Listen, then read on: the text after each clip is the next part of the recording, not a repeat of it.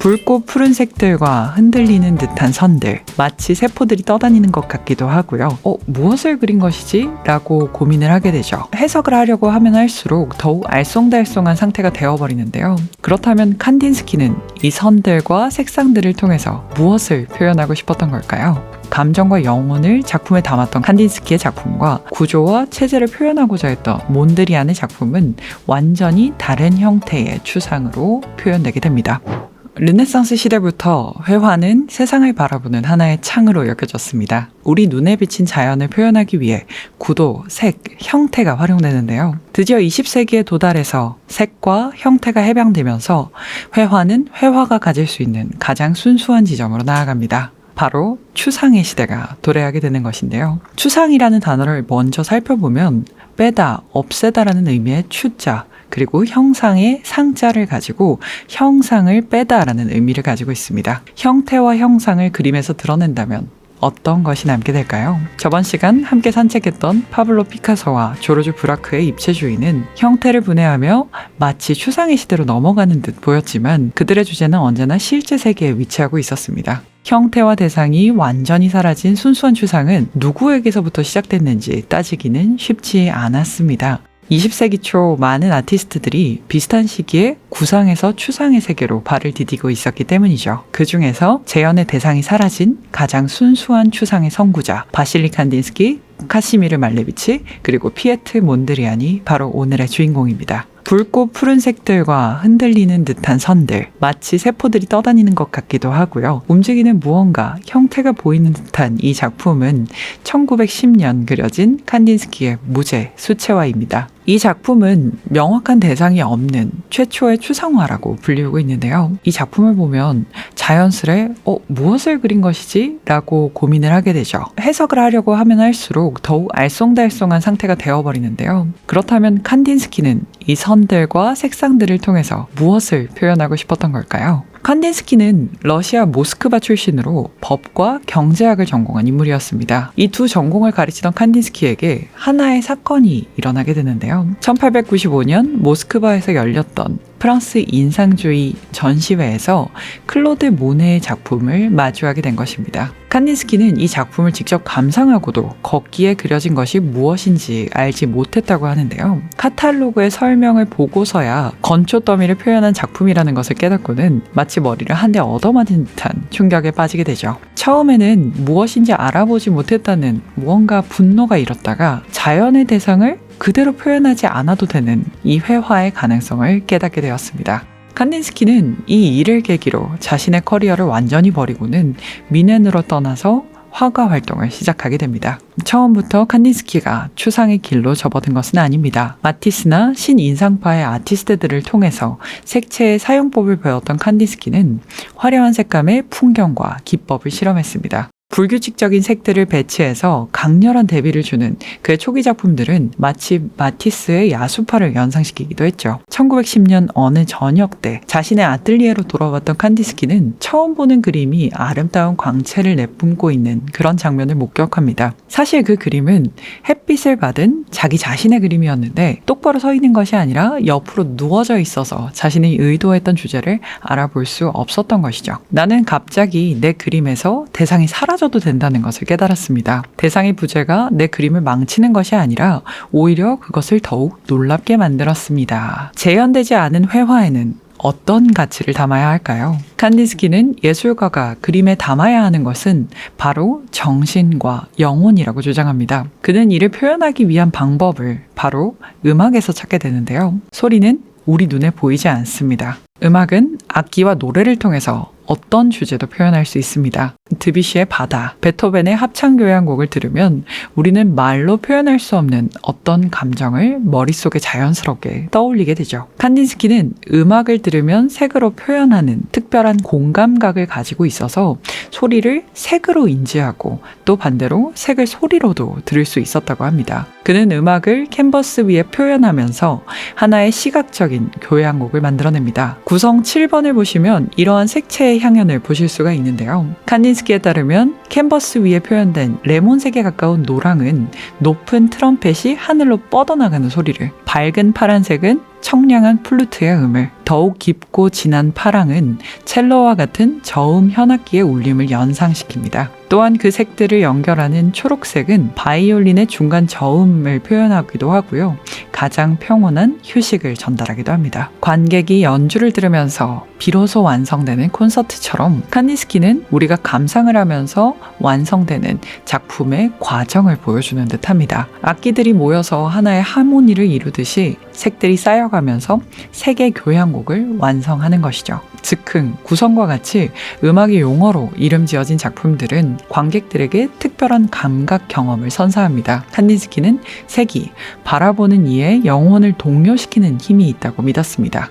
색채는 건반이고 눈은 망치이며 영혼은 수많은 현을 가진 피아노입니다. 예술가는 영혼의 진동을 일으키기 위해 건반을 눌러 연주하는 손과 같습니다. 칸딘스키는 작품에서 퍼져나오는 감정을 내적 울림이라고 표현합니다. 예술에 있어서 영혼과 정신에 대한 관계를 강조했던 건 신지학이라는 학문의 영향이 있었습니다. 헬레나 블라바츠키가 창시한 이 신지학은 1차 세계대전을 거치면서 새로운 철학 운동으로 등장했는데요. 이는 물질주의와 전쟁에 지친 많은 예술가들에게 영감이 되었습니다. 고대의 지혜와 현대적인 과학을 결합했던 이런 새로운 신지학은 다음과 같은 주장을 하는데요. 이 세계의 모든 자연과 사물은 정신이 발현된 현상으로 모든 물질에는 정신과 영혼이 깃들어 있다고요. 칸딘스키는 이 신지학의 영적 탐구와 우주적인 진리에 대한 관심을 자신의 예술적 표현으로 활용합니다. 예술가는 자연과 영혼을 관통하는 이 내적 울림을 느끼면서 이를 예술 작품으로 구현하고 바라보는 이의 영혼까지 울릴 수 있어야 한다고 말이죠. 즉 예술은 단순한 시각적 표현이 아니라 영적인 경험을 선사할 수 있어야 한다는 것이었습니다. 몬드리안 역시 칸딘스키와 같이 신지학의 신비한 개념을 작품으로 옮기면서 자신만의 세계를 창조한 예술가 중 한 명입니다. 두 사람 모두 자신들의 작품을 하나의 종교적인 기도로 여겼는데요. 사교적이고 타고난 교육자였던 이 칸딘스키와 금욕적이면서 고독했던 몬드리안의 다른 성격처럼 감정과 영혼을 작품에 담았던 칸딘스키의 작품과 구조와 체제를 표현하고자 했던 몬드리안의 작품은 완전히 다른 형태의 추상으로 표현되게 됩니다. 네덜란드 출신의 화가 몬드리안은 직선의 화가죠. 몬드리안에게 미술적인 명성을 보장해줬던 이 초기의 풍경화들은 점점 무엇도 모방하지 않는 형태를 위한 형태로 나아갔습니다.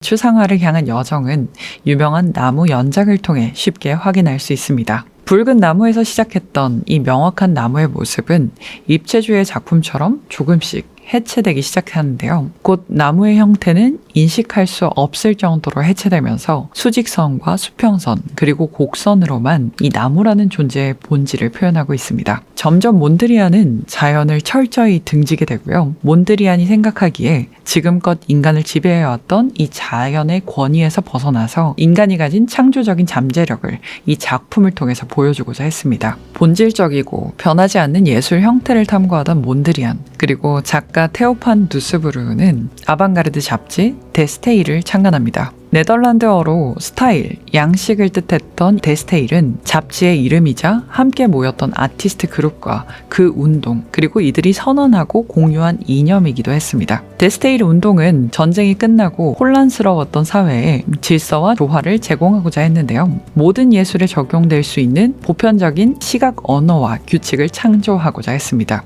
예술가가 한 사람, 자기 자신만의 양식이 아니라 개인을 초월한 양식에 도달하기를 바랬던 이 데스테일은 오로지 회화의 가장 기본적인 요소, 수직선과 수평선, 빨강, 파랑, 노랑의 이 삼원색과 흑백을 통해서 작품을 제작했습니다. 신지학에서는 수직과 수평의 조화는 중요한 의미를 가집니다. 두 선의 교차는 물질 세계와 영적인 세계를 연결하고 이를 통해서 우주의 본질적인 진리를 담아서 물질 세계의 한계를 초월하는 그런 의미를 가지고 있는데요. 몬드리안은 이 신지학적 개념을 작품에 반영하면서 수직선과 수평선을 통해서 우주의 균형을 표현하고자 했죠.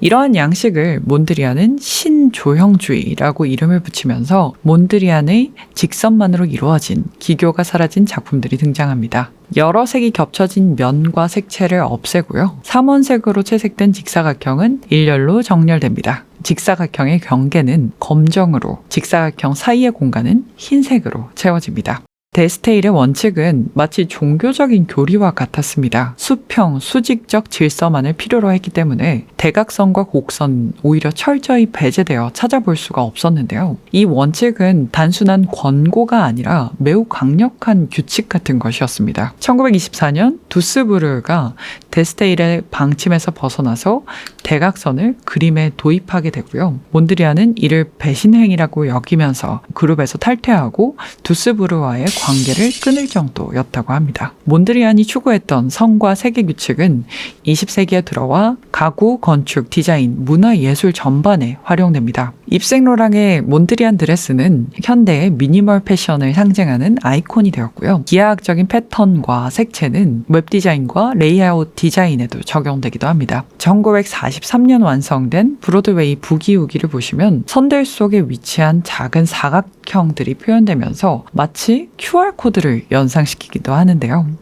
그의 작품들은 예술과 디자인의 경계를 허물고 시각적인 언어를 통해서 보편적인 어떤 진리를 담아서 우리가 세상을 바라보는 방식을 변화시키고 지금까지도 여전히 지속적인 영향을 미치고 있는 것입니다. 추상의 탐구는 음악적인 요소와 색과 기호의 조화에서 수직과 수평으로 넘어가게 되고요.